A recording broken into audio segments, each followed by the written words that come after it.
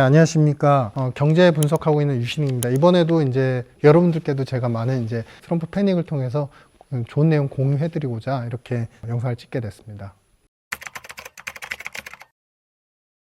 자, 한국의 입장에서 이제 말씀드리겠습니다. 트럼프 이기 때 한국의 입장은 뭘까? 포기하지 말자. 그리고 시각 자체를 긍정적으로 생각합시다. 이게 가장 중요한 포인트입니다.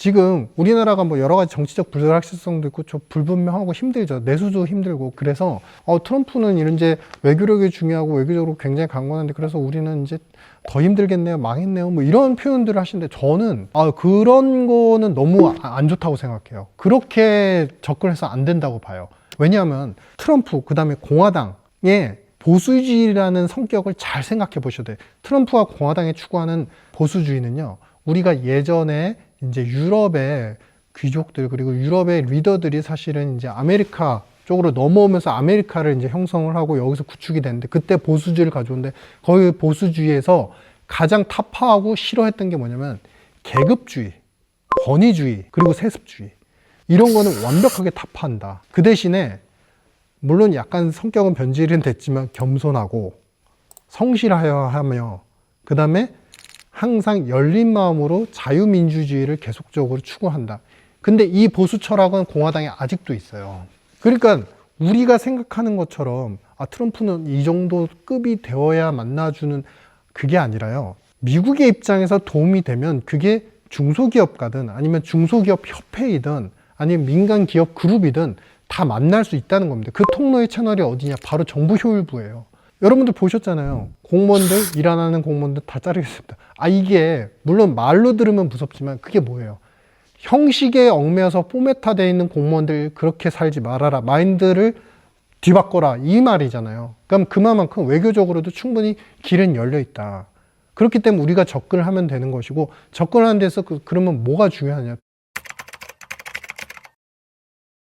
두 번째는 뭐냐면 일본의 사례를 말씀드릴게요. 아베가 그 전까지만 해도 트럼프 오기 전까지만 해도 중도 노선이었습니다. 그러니까 미국도 중국도 중간에서 어느 정도 일본만의 이익을 취하겠다. 근데 트럼프가 딱 당선이 된 직후에 바로 무엇을 하느냐? 바로 그 직후에 이제 많은 아시아 국가들을 차단하면서 베트남도 가고 그다음에 이제 말레이시아도 가고 인도네시아 가가지고 안보 협정을 맺고 안보 협정 맺은 문서를 가지고 가서 트럼프가 이제 골프 치는 데까지 가가지고 이거를 딱 내세우면서 이 안보 협정을 맺었으니까 당신 리더십을 발휘하십시오. 다 가지십시오. 그러면서 시작이 된 무역 협정과 그 다음에 그 외 미국과 일본 간의 안보 협정, 군사 협정 이게 이제 5개, 6개가 되는 거예요. 그러니까 그런 나라인데 어떻게 환율 조작을 매기겠습니까? 그런 나라인데 어떻게 그런 나라한테 관세를 세게 매기겠습니까? 항상 예외적인 조항을 줬던 거예요.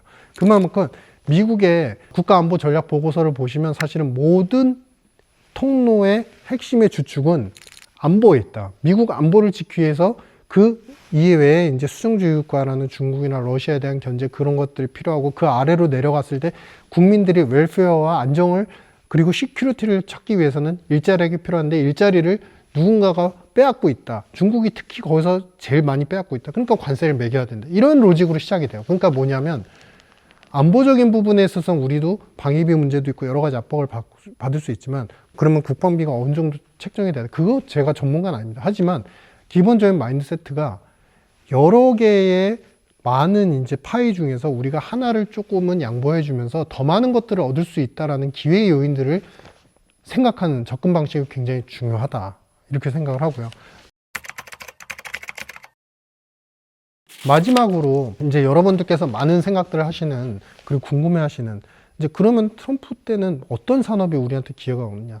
여러분들 제가 앞선 영상에서 말씀드린 것처럼 이미 AI 표준 규준안과 기관의 특성 그리고 그 다음에 표준 규준안의 안건들은 트럼프 1기 때 구축이 돼 있었습니다. 그래서 아마도 2기 때로 넘어서 더 구체화되는데 지금 나오고 있는 게 뭐죠? 이제 투자에 대해서 펀드를 결성해 줬잖아요. 근데 이게 끝이 아닙니다. AI는 이제 정책이 시작이다라고 보고 있고요. AI가 시작이 되면 이 파급은 되게 큽니다. AI에서 특별히 뭐가 좋냐? 지금 이미 반도체나 관련되는 하드웨어 장비 쪽은 이제는 많이 성장을 해서 그래도 완만하게 성장은 꾸준히 할 거지만 소프트웨어가 굉장히 핵심이 될 거라고 보고요. 이제 AI 기술 표준안에서 이야기했던 게 뭐냐면 데이터에 대한 접근력을 더 확장하는, 그리고 더 이제 제한하지 않고 허용해주는 정책을 하겠다 그랬잖아요. 그 부분이 뭐냐면 바로 AI를 학습시키기 위한 데이터에 대한 무제한적인 접근 권한을 주겠다라는 거예요. 그걸 미국한테 먼저 주겠다는 거죠. 사실은 데이터를 많이 확보할수록 AI 능력과 습득력은 더 일치월장하게 되거든요. 그래서 AI 의료 쪽, 특히 AI 진단과 관련된 부분들은 사실상 굉장히 필요해지고 앞으로 더 많은 진화를 할 수 있다는 것을 주목하시고 이 산업에 대해서 꼭 확인을 해보고 싶다 생각을 하고요. 두 번째는 그럼 그 외의 산업은 무엇이 있을까요? 지금 보셔서 아시겠지만 에너지 전환이잖아요. 사실은 트럼프가 오면 인플레이션이 온다라고 표면적으로만 생각을 하시면 관세 매기고 반이민 정책 때문에 인플레가 오는 거는 2년, 3년을 두고 서서히 옵니다. 시차적인 효과가 있어요. 그리고 그 기간 안에는 미국이 충분히 버틸 만큼의 관세 수입이 들어와요. 4년간 2조면은 사실은 제가 이제 추산해 봤을 때 2조 달러가 관세 수입으로 들어오는데 1년간 5천억 달러가 돈이 들어오거든요. 버틸만 합니다. 2년 동안은 미국은 호황을 보일 거예요. 물가는 서서히 낮아지는 골드락스, 경제는 좋은 그런 패턴을 보일 텐데 에너지 전환까지 하겠다. 즉 그동안 시추 못하게 하고 더 이상은 이제 채굴 못하게 했던 셰일 오일, 셰일 가스도 이제는 더 많이 캘 수 있게 정부가 토지를 임대해주고 그를 통해서 그동안의 전략 비축류, 미국이 갖고 있는 비축류를 충분히 비축해 놓은 다음에 남은 에너지에 대해서는 적극적인 수출을 하겠다. 국제 원자재 가격들은 앞으로 더 하향 조정될 수밖에 없어요. 그러면은 이제 새로운 전통 에너지 관련된 기업들에 대한 수요는 어마어마하게 늘어날 겁니다. 그래서 전통 에너지 산업을 반드시 보셔야 된다. 마지막 세 번째는 지금 이제 AI와 바이오에 대해서 말씀드렸고 그러면은 지금 비트코인에 대해서 계속 강조를 해오잖아요. 사실은 저는 비트코인의 가격의 전문가도 아니기 때문에 사실은 더 오른다 내린다를 말하는 것도 조심스럽고 맞지도 않을 겁니다. 다만 여기서 이제부터는 급등락은 크지 않을 거예요. 완만한 상승 추세는 계속 유지할 거라고 생각하고 제일 중요한 건 뭐냐면 트럼프가 오면서 비트코인이나 여러 가지 현물 ETF를 더 많이 승인해 줄 거라고 생각하고 그 현물 ETF 중에는 리플과 이더리움이 또 그 다음 차례로 해당이 될 것이다. 근데 이것이 신성장 산업의 어떤 패러다임하고 연결이 된다면 사실 그동안 여러분들 비트코인은 가격은 좋았지만 코인을 갖다가 처음에 이제 런칭하기 전에 ICO라고 해서 우리가 소위 말하는 이제 사전 투자 같은 개념들 있잖아요. 그런 것들이 주식으로 보면 공모죠. 이제 그런 것들이 거의 다 안 이루어지고 있었어요. 근데 이제는 그게 다시 이루어질 수 있는 기회의 요인들이 생긴다. 사실 이게 위험성도 많거든요. 워낙에 변동성도 많고 법적으로 이제 강력한 제재가 없기 때문에 뭐 사기의 가능성도 많기도 합니다. 그런데 중요한 건 뭐냐면 이 ICO 시장이 열린다는 거는 작은 창업자, 작은 소프트웨어, 그리고 신산업 또는 AI 관련되는 새로운 기업들이 이런 제도권이 아닌 ICO를 통한 새로운 어떤 접근이 가능하고 성장의 기회가 열린다. 그래서 우리가 생각해 보셔야 되는 큰 그림을 마지막으로 정리를 해드리겠습니다. 일단은 항상 어떤 미국에서 새로운 대통령이 오든 도전적으로 변화해야 되고 우리가 항상 이제 뭔가 위협을 느끼고 그런 거는 당연한 이치입니다. 왜냐하면 저쪽에서 더 많이 변화하기 때문에 우리가 변화해야 된다는 압박감 속에서 부정이 먼저 오기 시작을 해요. 근데 저는 그렇게 해서는 안 되는 시대에 이제 접어들었다. 새로운 대통령이 와서 새롭게 이제 정책을 세부적으로 시행하는 만큼 우리도 적극성을 갖고 변모해야 된다는 것이고 그를 위해서 언론과 기업과 많은 개인들이 스스로 뭔가 좀 변화해야 되는 모습이 보여야 될 것 같고 이 인플레나 여러 가지 부정적인 이슈들은 아마 장기적으로 보면 나타날 수도 있지만 핵심 뭐냐면 트럼프는 일기 때도 사실은 2년 정도 지나가지고 관세나 반이민 정책 때문에 여론이 50% 이상 나쁘게 이제 형성이 되다 보니까 그때 싹 돌아섭니다. 그래서 정책을 완화를 시킵니다. 그런 경험이 있었던 만큼 충분히 유연성도 있다. 그래서 불확실성은 분명히 있습니다. 그런데 이런 불확실성이 단순히 뭐 정치적 불확실성이 있으니까 우리는 다 스탑이 됐다 이런 관점보다는 산업적인 측면으로 전 접근했으면 좋겠어요. 우리 이번에 IRA를 저는 이제 세액공제나 보조금을 하면 이제 폐지가 아니라 축소 정도로 이루어질 것으로 판단하는데 지금 그 부분에서 이제 많은 걱정들을 하시는데 반면에 트럼프 일기 때 국가안보전략 보고서를 보면요. 제가 AI나 전통에너지 산업, 그 다음에 뭐 ICO, 비트코인 시장 이렇게 말씀드린 것 외에도 바이오, 전통 바이오에 대한 강조를 하고 있어요. 즉 뭐냐면 국가 기관 산업으로 국민의 삶의 질과 생명 그리고 서비스에 대한 부분들을 확장을 시켜야 되는데 그를 위해서는 플랫폼, 개념화된 프로젝트, 관련된 정보 서비스, 소프트웨어 그 다음에 이런 것들을 모두 집적해서 생산할 만한 인프라 시설물들이 필요하다. 대전제가 들어갑니다.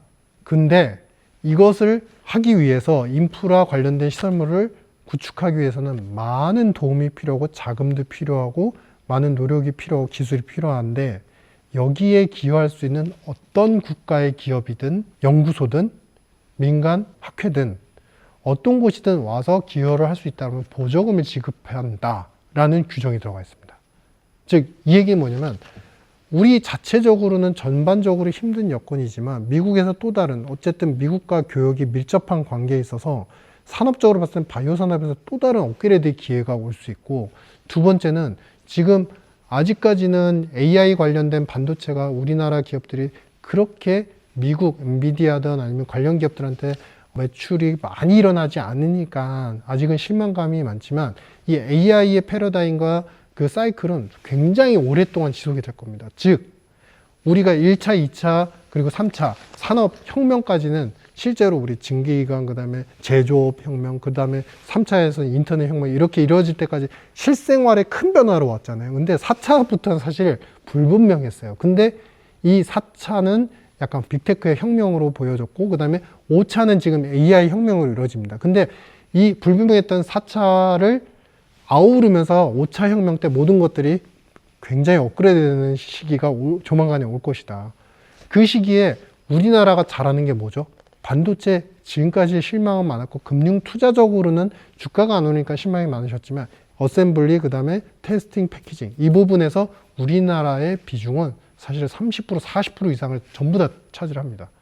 결국에 AI에 대한 하드웨어적인 밸류체인을 완성시키기 위해서는 우리나라의 힘이 굉장히 필요하고 그래서 우리한테 또 다른 반도체 하면은 한국 하면 반도체 이런 기회가 충분히 올 수 있기 때문에 이런 바이오 산업과 반도체에서 충분히 대응과 전략만 잘 세운다면 외부적으로 뭐 여러 부분에서 공공 부분에서 많이 힘들어도 민간적으로 우리가 다시 일어설 수 있는 그런 기회가 충분히 올 거라 믿습니다. 그래서 부정을 딱 깔고 가지 마시고 일단 지금 말씀드렸던 AI 새로운 시대 이제 시작이 됐다는 거 소프트웨어 기업에 대한 부분들 더 탐독을 해보시고 전통 에너지 관련된 기업들 그리고 마지막으로 ICO 시장을 통해서 작은 기업들이 새롭게 또 도출될 수 있다는 부분들을 긍정적인 마인드로서 접근해서 우리 투자자나 아니면 한국의 입장에서도 산업적인 측면에서 충분한 어떤 기회를 잡았으면 한다 이런 마음으로 제가 준비한 내용은 여기까지입니다. 내용이 유익하셨다면 구독과 좋아요 알림 설정 부탁드리겠습니다. 다음 기회에 또 기회가 된다면 좋은 내용으로 여러분들 찾아뵙도록 하겠습니다. 감사합니다.